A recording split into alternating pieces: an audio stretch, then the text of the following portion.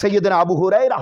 رضی اللہ تعالیٰ عنہ روایت کرتے ہیں، مسند احمد بن حنبل کی حدیث پاک ہے، 3742 حدیث پاک کا نمبر، بڑی ایمان افروز۔ آقا علیہ السلام نے فرمایا 3 قسم کے لوگ ایسے ہیں جن کی دعا اللہ رد نہیں کرتا۔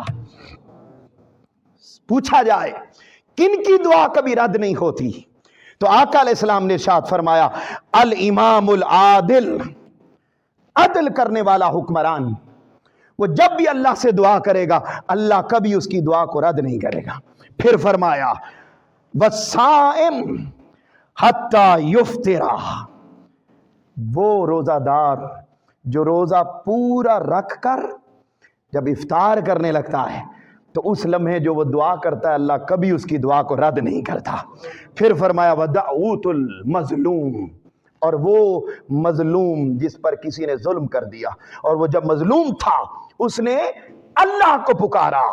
تو فرمایا پھر اللہ اس شان سے اس کی دعا کو قبول کرتا ہے کہ اس کی دعا اور اپنے درمیان کسی شے کو حائل نہیں ہونے دیتا، ادھر وہ مظلوم دعا کرتا ہے ادھر اللہ اس بندے کی دعا کو قبول فرما لیتا ہے۔